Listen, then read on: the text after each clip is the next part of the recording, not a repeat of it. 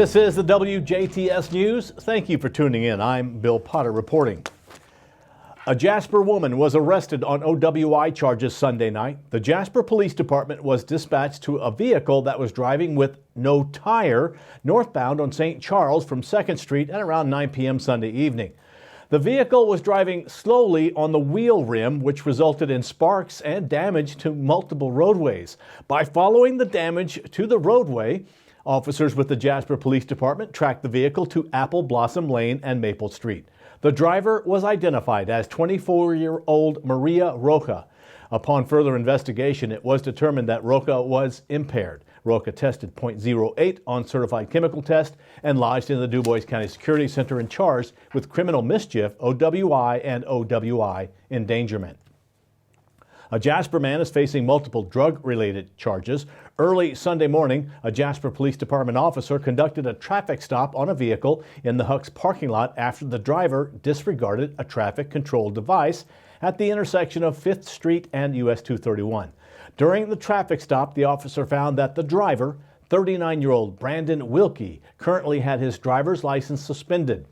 Later, a canine unit was dispatched and gave a positive indication to the presence of a controlled substance in Wilkie's vehicle. Upon searching the vehicle, officers found marijuana and 2 different prescriptions that had not been prescribed to Wilkie.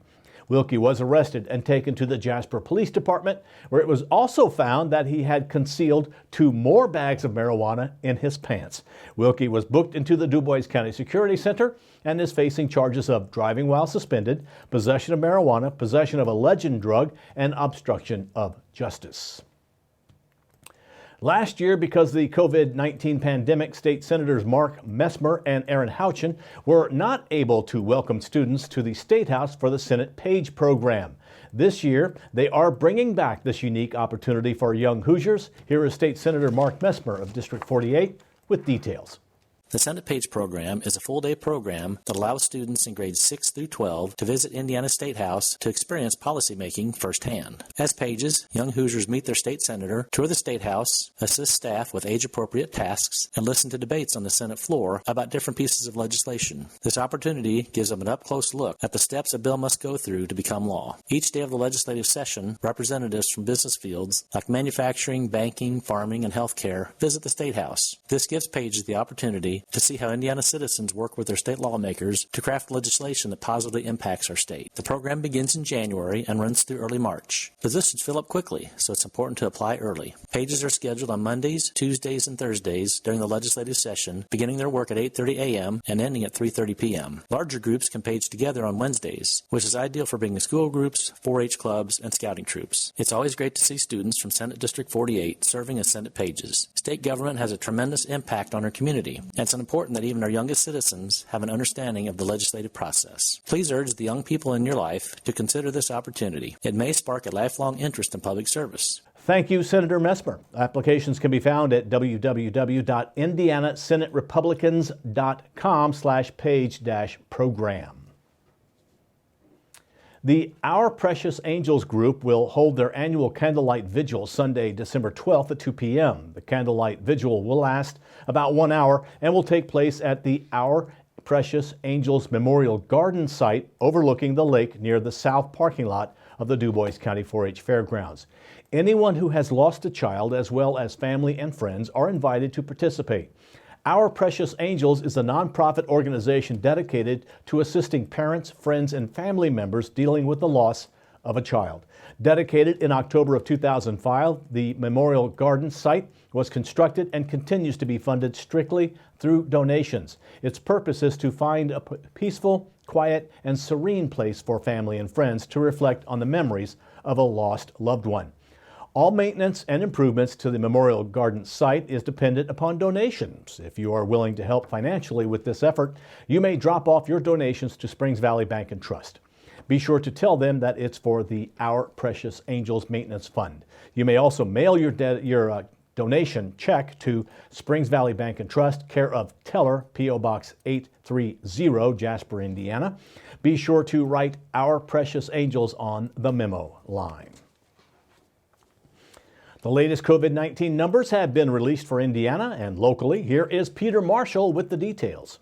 The Indiana Department of Health reported 3,080 new cases of COVID-19 and no new deaths on Friday for the state. To date, there have been a total of 1,130,719 cases of COVID-19 and a total of 17,137 deaths reported in the state, with an additional 599 additional deaths ruled as probably associated with COVID-19. As of right now, only 53.3% of Indiana's population ages 5 and up are fully vaccinated. DuBois County saw 42 new cases over the weekend, with 7 of those cases reported Monday. The Indiana Department of Health reported a 7-day positivity rate of 9.4% amongst all tests and 20.5% amongst unique individuals. To date, there have been a total of 8,877 cases for the county, and 140 DuBois County residents have died from the virus. As of right now, only 57.4% of the county ages 5 and up are fully vaccinated. For the surrounding counties, as of Monday, Spencer has 8 new cases with 50.7% of its population vaccinated. Davies has 8 new cases with 35.4% of its population vaccinated. Martin has 1 new case with 42.2% of its population vaccinated. Lawrence has 22 new cases with 49% of its population vaccinated. Orange has 18 new cases with 48.4% of its population vaccinated. Pike has 2 new cases with 42.6% of its population vaccinated. Crawford has 5 new cases with 46% of its population vaccinated. Perry has 5 new cases with 57% of its population vaccinated. And Warwick County has 26 new cases with 62.3% of its population vaccinated. 18.8% of ICU beds for Indiana District 10 are currently in use for COVID alone. I'm Peter Marshall, reporting.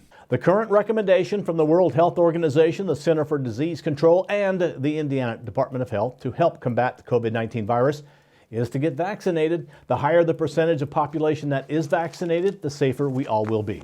To get scheduled for your first shot, go to ourshot.in.gov. You can find a complete breakdown of COVID-19 statistics by going to coronavirus.in.gov. And with flu season in full swing, the DuBois County Health Department just wanted to remind everyone that they are still offering flu vaccinations for any individuals wanting to protect themselves against the flu this season. Daily walk-in flu shots are available from 8:30 a.m. to 3:30 p.m. Eastern Time, Monday through Friday. You may also use their convenient drive-through between 8:30 and 11 and 1 and 3:30 p.m. Monday through Friday. The health department can bill most private health insurance plans, Medicare Part B and Medicaid.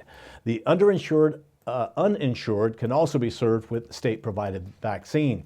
In addition to flu shots, don't forget the DuBois County Health Department can also handle all your vaccination needs, from infants to adults, travel immunizations, and even COVID-19. Please call their local office, 812-481-7056, 481-7056, if you have any questions or if you would like an appointment.